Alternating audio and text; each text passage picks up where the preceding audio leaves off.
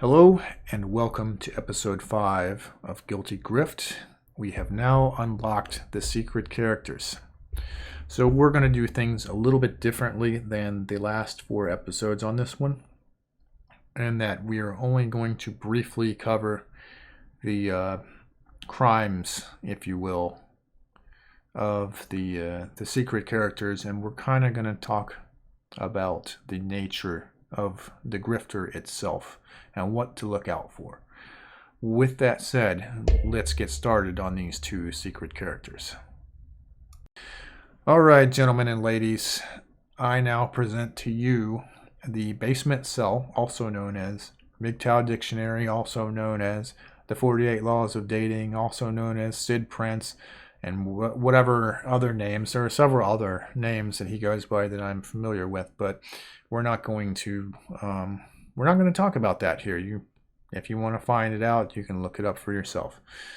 There will be links in the description about this guy and the stuff that I'm talking about. So again, so that you don't think I'm just making shit up about this guy and who he is. There is full proof, and in fact, he doesn't even deny that's him anymore at this point because he's pretty much busted. But anyhow, what has he done? Well, for starters, he's been grifting his audience, which mostly consists of young men who are considering themselves the black pill, which they believe is the evolution from the red pill, which is more of a nihilistic, negativity-based philosophy. Now, one of the things he was telling his audience was that he was a tall, good-looking white man with a Scottish name. And as you can see on the screen here, that's not the case. All right, but he was talking down to these guys as if, you know, he was superior. Now he, as it says here, he is a felon. He does not exactly have a great background. The reason he's the basement cell is because he does quite literally live in his mother's basement. But other crimes that he's, maybe not literal crimes, so keep in mind when I say crimes, I'm not necessarily saying legal crimes. He's obviously, again, he is a felon. But other things he's guilty of, I should say, would be the doxing and the harassment of red pill persons. And that doesn't matter if it's, you know, a regular red pill person or a MGTOW person. I mean, he's come after, like, say, Raul Tomasi and his daughter, who had nothing to do with any of this garbage. Him and his cronies have been involved in that sort of thing. Modern life dating. Whether you like these people or not is not really relevant to the fact that this is just simply wrong and you shouldn't do it. If you have a problem with somebody, or philosophically or otherwise, you need to take it up with them straight and direct, right? When you start involving their family, that becomes a fucking problem, right?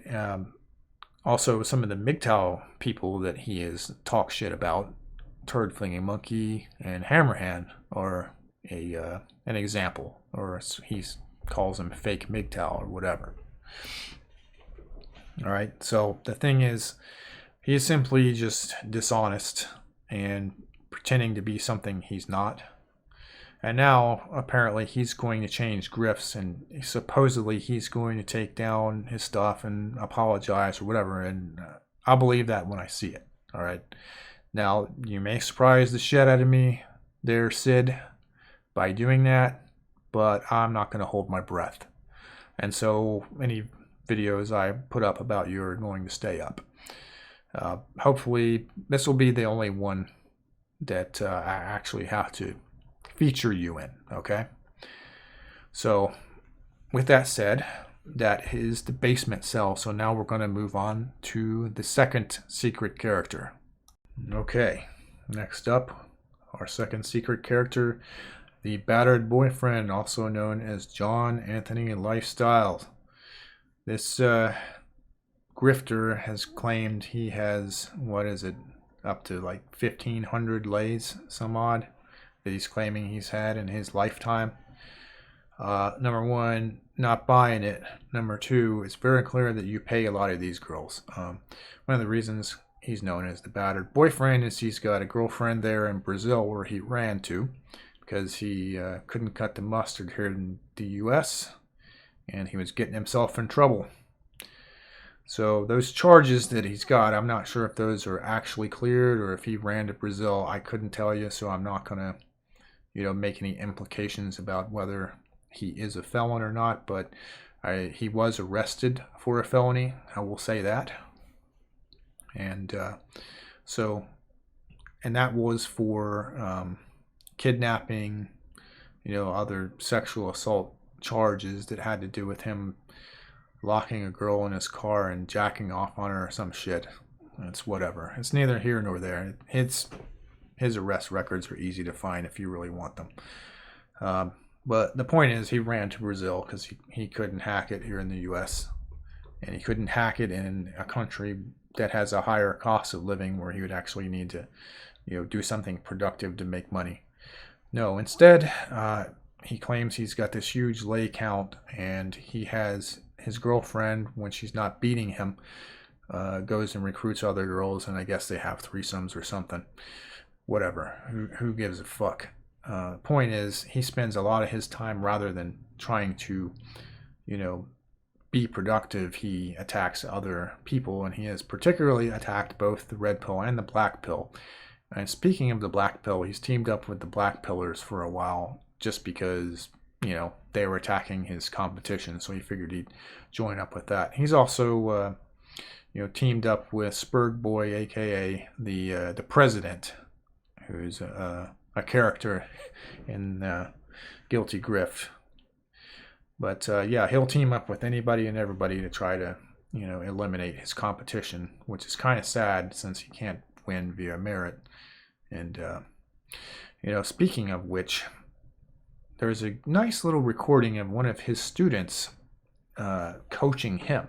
I'm willing to bet he charged that guy money for that coaching session as well.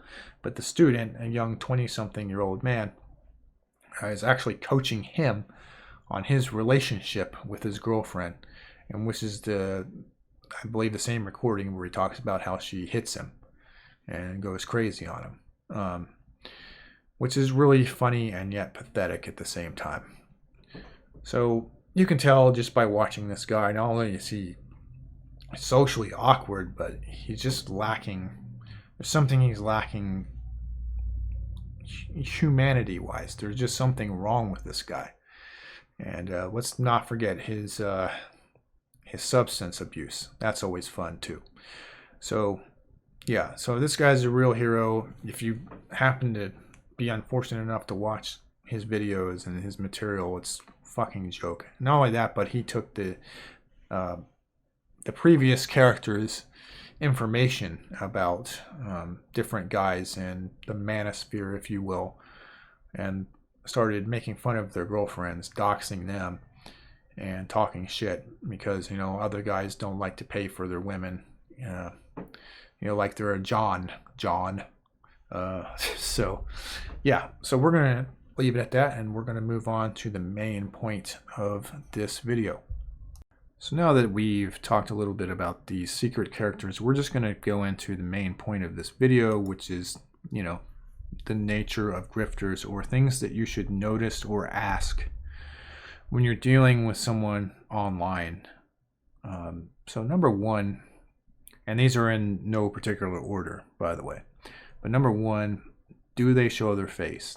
Now, I will say that some people online can be very genuine and real without showing their face. It's not necessarily a requirement.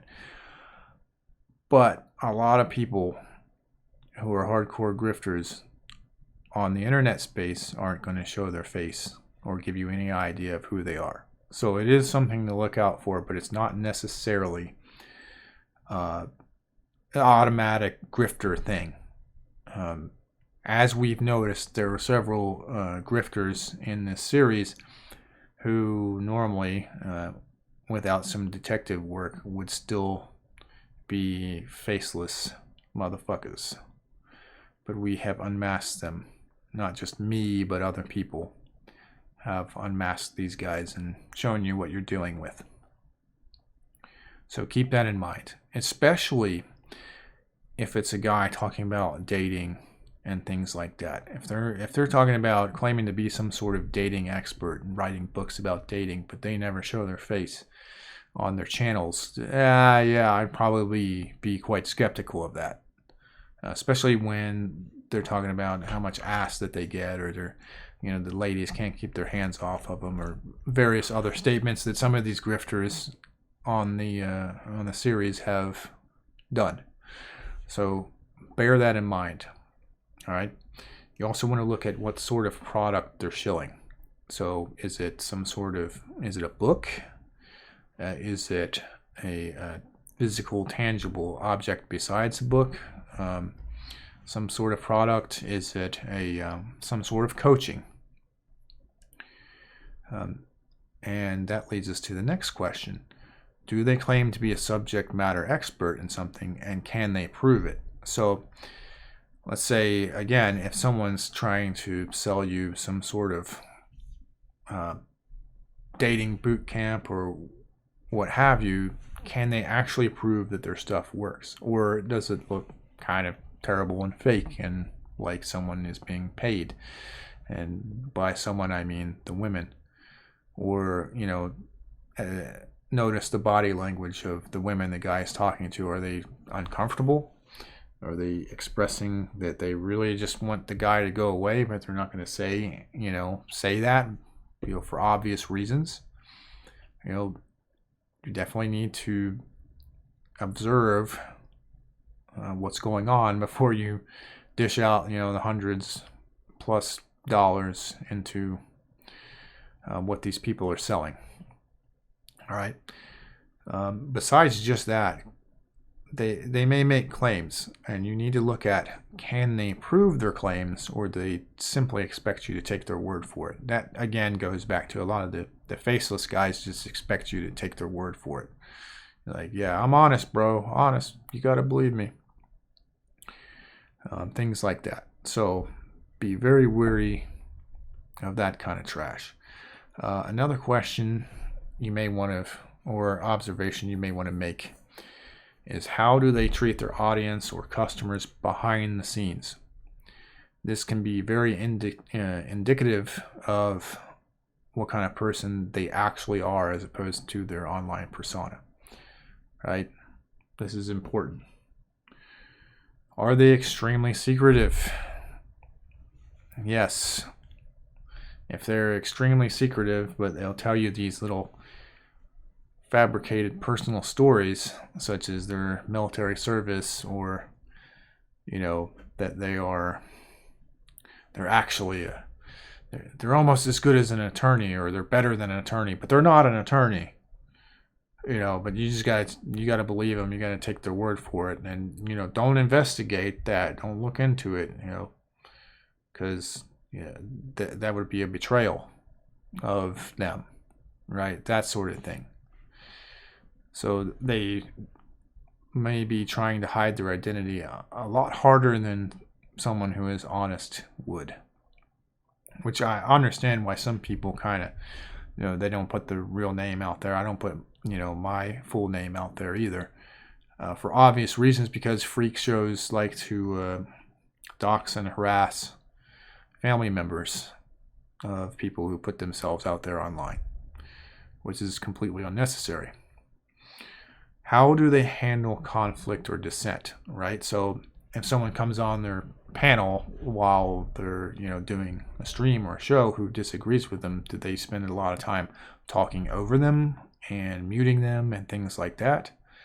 Or do they, on their YouTube videos just block people, or on Twitter just block people who disagree with them? Probably dealing with a mentally unstable grifter. Now, we've seen lots of examples of this. Let's say, for instance, you run a men's convention or conference, and someone decides to leave yours and start their own. And then all of a sudden, their past, their criminal history suddenly becomes an issue of conflict, and they're whether they're married or not becomes an issue. All of a sudden, that happens. Yeah, that's usually a sign of someone being kind of mentally unstable, isn't it? Just one example of many. All right, and so these are just some of the things you really need to be on the lookout for, and a lot of the stuff I've actually listed are things we've talked about or covered in the series. All these guys, all 6 of these characters, while we're doing this in fun and in humor, they have really affected people's real lives, and they have been responsible for some nasty shit. And so these guys are a problem, and we need to flush the toilet. I've said this in some of my streams about it's time to flush the toilet on the grifters. Now, some people are known to say that everybody has a grift. When I talk about grifting, I'm not talking about selling a product that's an honest product. Technically, people would say that's a grift or a gig or something to that effect. What I'm talking about when I say grift is I'm talking about the dishonest side. That's what I consider grifting. So you're selling a shit product and promising the world, that your $3,000 boot camp is going to, get these guys and lay count to go way up. Or, you're not an attorney, but for some reason you're on the internet giving people legal advice and pretending that you are some kind of fucking consultant. Or, you're going to make women great again. Or so on and so forth. We've seen all of this. I have exposed all of this. And I hope that you guys have laughed and enjoyed it. But, again, this has affected people's real lives. And it's a problem. And it's a problem that we as content consumers and creators can solve. That we can do something about. So, with that all said, I think it's about time to end this thing. Hope you made your peace. Ha! Yeah! Destroy! Pathetic. Win. Game over.